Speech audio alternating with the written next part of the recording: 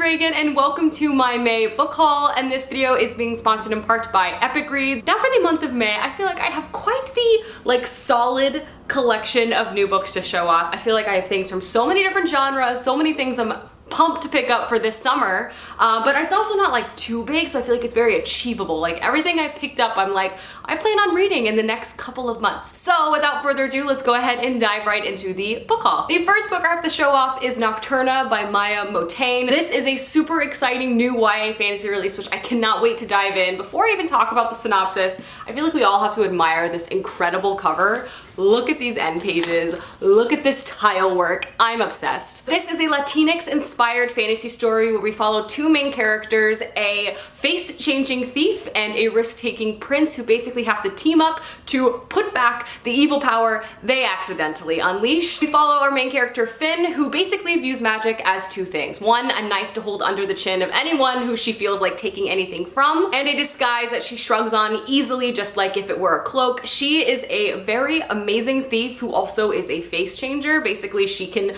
take on the appearance of anyone she so wishes, so much so she honestly can't even remember what her own face looks like. We also follow a prince who, after the untimely death of his older brother, is now first in line to the throne. It feels like he's never going to live up to his brother's legacy, and riddled with grief is determined to figure out a way to bring his brother back.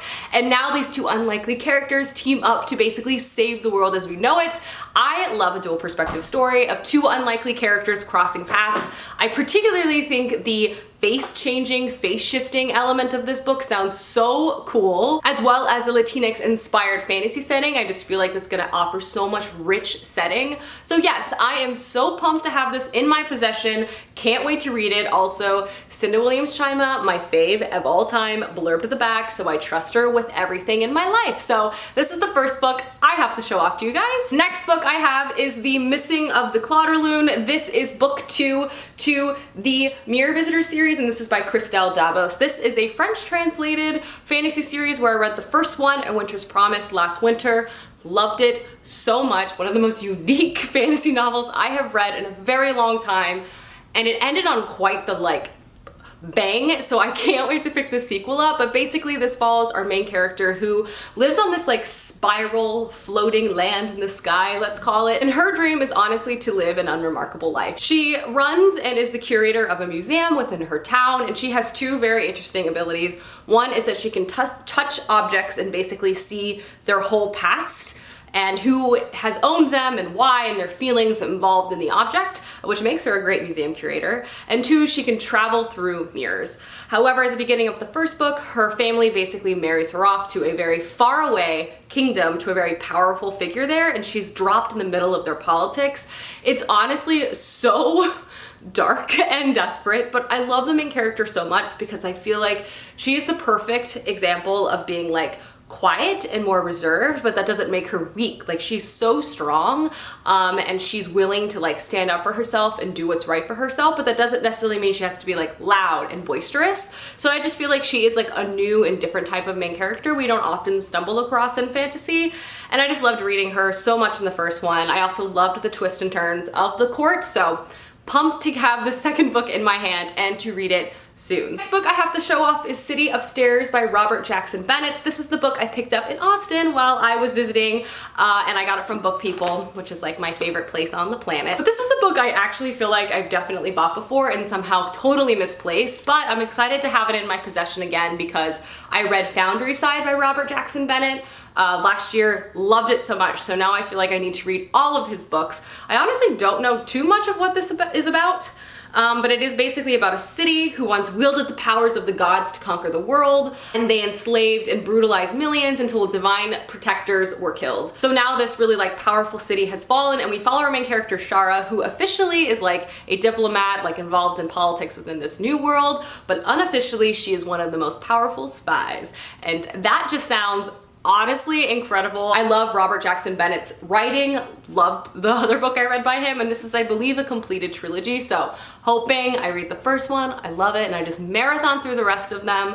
Plus, I just think he writes sleuthing really well, because there's an element of that in Foundry Side, so pumped for this. Next, I have my 2 books I bought from Book of the Month. The first one is Upheaval by Jared Diamond. This is the guy who also wrote Guns, Germs, and Steel, which is a very famous nonfiction novel, but this is about like turning points for nations in crisis. Basically evaluating a lot of different points in history where things like teetered so closely on success and how that could possibly have defined a nation. This is a really famous painting. So like, you know, I am always on the quest of trying to read more nonfiction, constantly failing, but I feel like this might be a really good place to start. I actually read, what sold me on this book was actually the review on Book of the Month. Someone wrote it and was like, I am a girl who loves to read like YA contemporary romance, so you wouldn't think this book was really made for me, but I read it and devoured it and completely was obsessed with it. So I just thought that really like piqued my interest because I'm almost like intimidated by nonfiction in some ways and worried I won't be captured in the narrative, but it just seems like this would be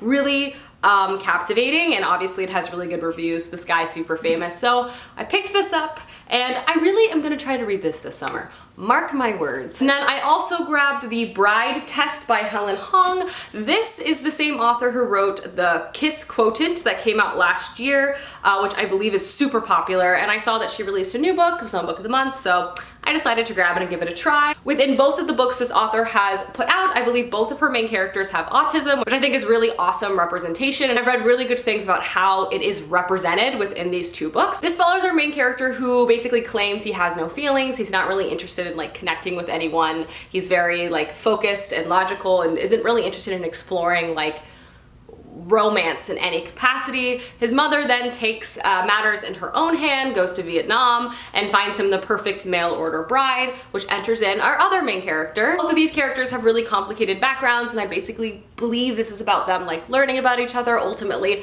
falling in love. I heard really great things about this author's works. I think this book itself sounds really interesting. I feel like it's gonna delve into deeper topics, like obviously it's gonna be lighthearted, it's romance at its center, but I also feel like she's adding a lot of dynamic, real life things to her characters that provide like additional elements to the story that makes it really interesting. So I'm excited to have this. I also think I'm gonna try to pick up The Kiss Quotient as well, as I've heard that one is like the favorite book ever, but I am happy to have this. The next book I picked up this month is The Huntress by Kate Quinn. I actually heard my coworkers talking about this book and it just really sounded super interesting. The only thing I really heard was it's about a woman in World War II who basically is a Nazi hunter, but a woman involved in this like all women Air Force regiment that only bombs at night. Just sounds really interesting. It sounds like a cool female-centered story, so I don't know. The synopsis really sold me, so I picked it up without really reading much more into the fact that the main character sounded super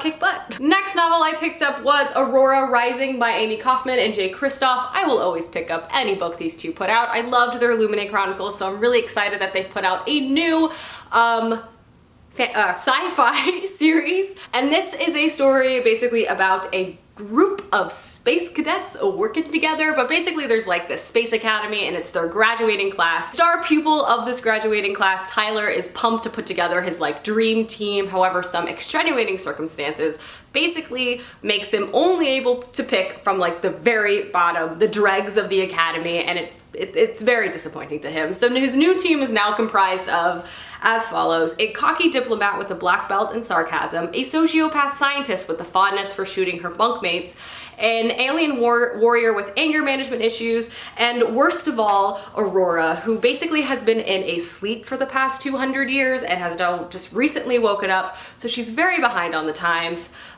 So he considers her worst of all, but they have to work together, likely have to save the galaxy. I'm sure it's going to be full of amazing combat, lots of humor, and I just cannot wait. So this is definitely something I'm going to be picking up very soon. The very last book I have to show off today is Again But Better by Christine Riccio. I was lucky enough to actually moderate one of Christine's stops in New Jersey, and it was so much fun. So I have a signed copy, which I think is very special. Hello. But this is Christine's debut novel. I read it. I personally really enjoyed it. It follows our main character Shane, who's shy, quirky, and honestly, hasn't had the best success at making friends in college, but she views her study abroad as a new start. So when she travels to London, she has plans to make new friends, hopefully fall in love, and just try a bunch of new things. This is a story that's super endearing, hilarious, and honestly, in my opinion, very relatable. It's just like the perfect summer contemporary read. It has lots of elements of travel and humor and fun. So yeah, super excited to have this very special copy in my collection. Alrighty guys, those are all of the books I picked up this May. Let me know down below some books you've gotten recently, as I would love to know, and I'll see you guys soon with another video soon. Goodbye!